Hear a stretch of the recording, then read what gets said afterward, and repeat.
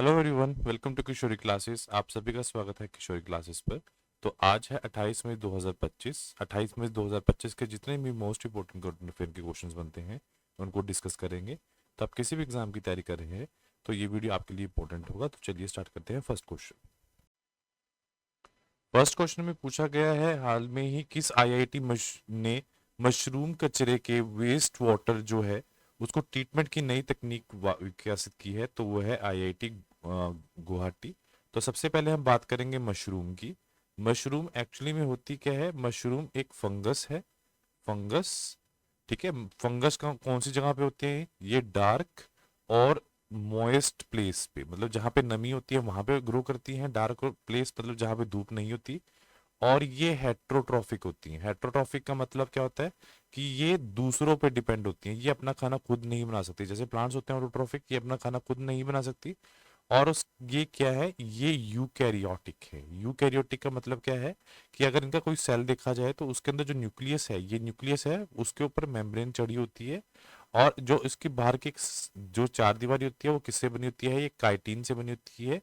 ये आपको ध्यान रखना है, ठीक है। तो इसके जो वेस्ट वाटर टेक्नो को ट्रीटमेंट करने के लिए जो टेक्नोलॉजी यूज की है वो है आईआईटी गुवाहाटी ने यूज की है। ये हम याद रखेंगे। और उसके बाद है, जितने भी आईआईटीज हैं उनकी करंट अफेयर देख लेते हैं। डीआरडीओ ने हल्के वजन वाली बुलेट प्रूफ जैकेट आबे विकसित करने के लिए आईआईटी दिल्ली के साथ समझौता किया है। एबीएचईडी का मतलब है advance ballistic for high energy defeat. IIT Madras ने पहला अंतर्राष्ट्रीय अनुसंधान कहाँ खोलने की घोषणा की है? दुबई में। उसके बाद एमोलॉयड डिस्प्ले तकनीक की अनुसंधान केंद्र कहाँ शुरू किया गया है? आईआईटी मद्रास में। एमोलॉयड क्या होता है? Active matrix organic light emitting diode.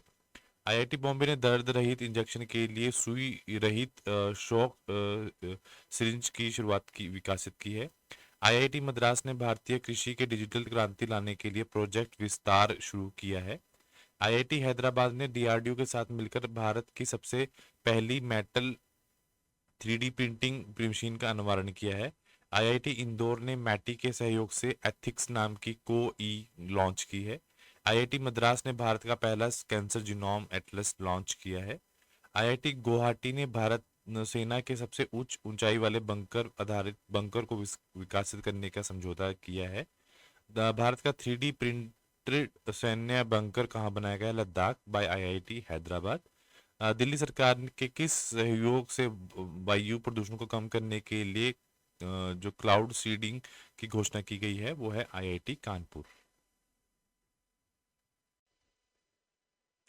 हाल में ही यशोदा एआई अभियान लॉन्च किसके द्वारा शुरू किया गया है? यशोदा ये किया गया है राष्ट्रीय महिला आयोग, जो नेशनल कमीशन फॉर वीमेन है, उनके द्वारा ये स्टार्ट किया गया है। तो उसके बाद है जो अभी जो नेशनल कमीशन जो फॉर वीमेन है, यशोदा एआई जो अभियान शुरू किया गया है, ये महिला को एआई लिटरेसी और डिजिटल अवेयरनेस फैलाने के लिए किया गया है। इसके तहत महिलाओं को एआई, साइबर सिक्योरिटी और डिजिटल सेफ्टी के बारे में सिखाया जाएगा। राष्ट्रीय महिला आयोग और फ्यूचर शिफ्ट लैब ने मिलकर इसे तैयार किया है। तो राष्ट्रीय महिला आयोग क्या है? एक स्टैट्यूटरी बॉडी है जो महिला व बाल विकास मंत्रालय के अंतर्गत काम करती है। जो इसकी स्थापना हुई है वो 31 जनवरी 1992 1992 में हुई है। जो इसका हेडक्वार्टर है वो नई दिल्ली में है। पहले अध्यक्ष कौन है? जयंती पटनायक। और वर्तमान अध्यक्ष कौन है? विजय किशोर राहटकर। हाल में ही 78 कांस फिल्म वेस्ट जो महोत्सव हुआ 2025 का आयोजन किया गया है, वो किस देश में किया गया है? वो किया गया है फ्रांस में, आयोजित किया गया है। उसके साथ साथ कौन कौन से विजेता हैं 2025 के कांस में? तो सबसे पहले हैं प्लैम डियोर जो है जाफर पनाही जो है, उनको मिला है it was just an accident. और उसके बाद है ग्रैंड प्रिक्स को मिला है जोशिम टायर को मिला है सेंटिमेंटल वैल्यू के लिए। सर्वश्रेष्ठ जो निर्देशक है, जो डायरेक्टर है, उनको मिला है द कैलेबर मेडिको फिल्मो जो द सीक्रेट एजेंट के लिए। सबसे बेस्ट एक्ट्रेस और सबसे सर्वश्रेष्ठ अभिनेत्री जो है नादिया मोतेल द लिटिल सिस्टर। सर्वश्रेष्ठ जो अभिनेता है वो है वैगनर मोरा जो द सीक्रेट एजेंट के लिए। विशेष पुरस्कार जो स्पेशल अवार्ड है बी गॉन को रिक्रिएशन के लिए, और बेस्ट स्क्रीन प्ले के लिए जीन पियारे और लुइस डॉर्कन को यंग मदर के लिए दिया गया। उसका था मलेशिया क्रिकेट्स 2025 बैडमिंटन का पुरुष एकल का खिताब किसने जीता है? किदाम्बी श्रीकांत ने ये खिताब अपने नाम किया है, जो है मलेशिया मास्टर 2025 का। उसके साथ साथ 2025 के विनर 2025 में एकल पुरस्कार सिंगल अगर हम मेन की बात करें तो मिली है ली शेफेंग को, मिली है जो चीन से हैं। अगर सिंगल विमेन की बात करी जाए तो वांग जी जी जो चीन से मिला है। और उसके बाद सिंगल जो जो डबल मैन है उसमें मिला है Man Wai Chong and Aaron Chia जो मलेशिया से हैं। उसके बाद डबल महिला की बात करें ली शोंग वू और जिया फी फैन जो है चीन से। उसके बाद जिसकी हम बात कर रहे हैं बैडमिंटन विश्व महासंघ जो है बी एफ जी जो BWF है, ये दुनिया की बैडमिंटन गवर्निंग बॉडी है जिसका गठन 5 जुलाई 1934 को हुआ है। इसका जो मुख्यालय है काउलालंपुर मलेशिया में है। अध्यक्ष कौन है? खुनिया पाटमा लीसा वद्राकुलम। और जो इसके सदस्य हैं इसके अंदर 202 जो मेंबर हैं इसके सदस्य हैं। हाल में ही DRDO के प्रमुख का 1 साल के लिए बढ़ा दिया गया है। उनका नाम क्या है? उनका नाम है समीर वी कामत, नाम है उनका, जिनका कार्यकाल 1 साल के लिए और बढ़ा दिया गया है। हाल में ही विदेश मंत्री डॉक्टर जयशंकर ने किन देशों की यात्रा की है? उन्होंने तीनों देशों की यात्रा की है। वो नीदरलैंड भी गए हैं, डेनमार्क भी गए हैं और जर्मनी गए हैं उन्होंने। और जयशंकर हैं कौन? ये हमारे एक्सटर्नल अफेयर मिनिस्टर हैं ऑफ इंडिया। पहली cherry cargo train Jammu Kashmir से किस शहर तक चलेगी? वो चलेगी जम्मू कश्मीर से लेकर मुंबई तक ये कार्गो ट्रेन चलेगी। तो भारत में पहली बार, उसको भी हम डिस्कस कर लेते हैं, भारत की जीन थेरेपी में 122 बच्चों ने जन्म लिया है। तो वो कहाँ पे है? भारत अखिल भारतीय विज्ञान संस्थान एम्स में। भारत का पहला जैविक मसाला पार्क कहाँ पे है? पास सिक्किम में। भारत का पहला एयर टैक्सी प्रोटोटाइप कहाँ पेश किया गया? सरला एविएशन ने। भारत का पहला वन्य जीव बायो वॉक कहाँ खुला? दार्जिलिंग चिड़ियाघर में। चंद्रमा के दक्षिण ध्रुव का पहला विस्तृत भूविज्ञान मानचित्र तैयार किया है भारतीय वैज्ञानिकों ने। भारत का पहला हाइपरलूप परीक्षण कहाँ लॉन्च किया? IIT मद्रास ने। भारत का पहला PPP ग्रीन वेस्ट जो प्रोसेसिंग प्लांट है इंदौर में। वरिष्ठ नागरिक आयोग स्थापित करने वाला पहला राज्य केरल। दुनिया का 3D प्रिंटेड जो ट्रेन जो स्टेशन बनाया गया है वो जापान में। अनुसूचित जाति को उप वर्गीकरण लागू करने वाला पहला राज्य तेलंगाना। दुनिया का सबसे पहला नवीनकरणीय ऊर्जा से संचालन होने वाला शहर अमरावती।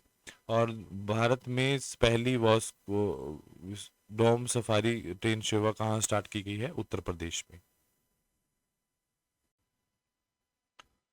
तो दुनिया में जो चौथी अर्थव्यवस्था, सबसे बड़ी अर्थव्यवस्था बना है वो भारत बना है। ये सुर्खियों में बहुत रहा है और ये एक बहुत बड़ी सफलता है इंडिया के लिए।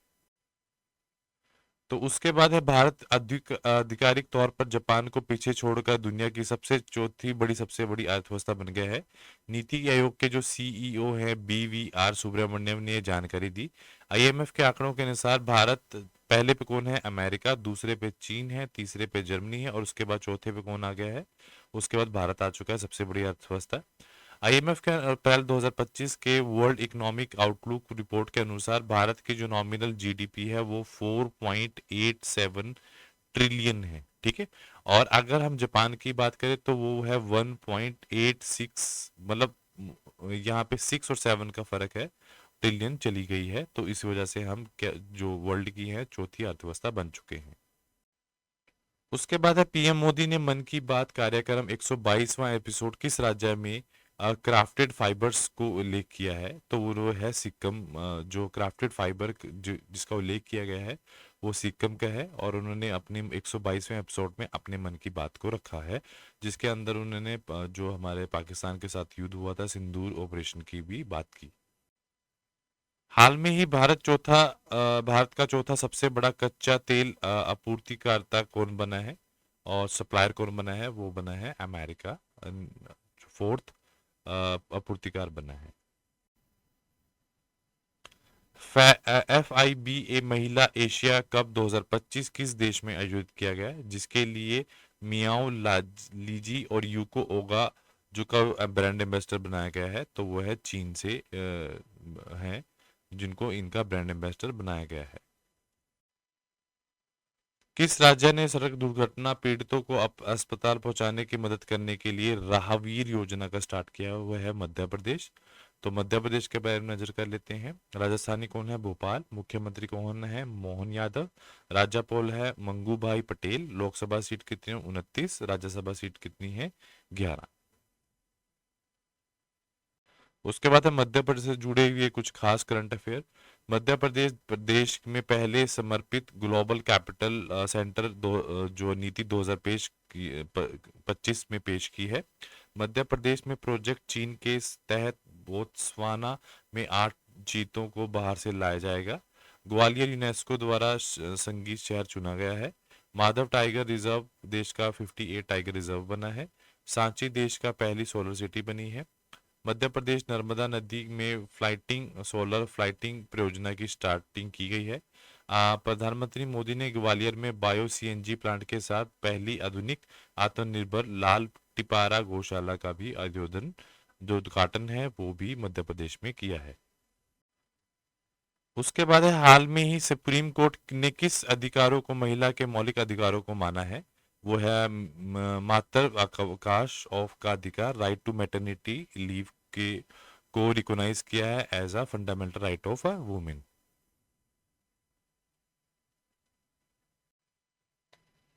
हाल में ही ऑडी इंडिया का ब्रांड एम्बेसडर किसे नियुक्त किया गया है? नीरज चोपड़ा जो हैं उनको ऑडी इंडिया का ब्रांड एम्बेसडर नियुक्त किया गया है।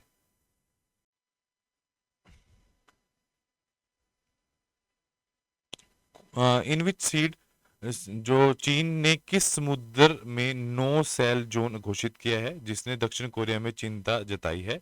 तो वो है येलो सी।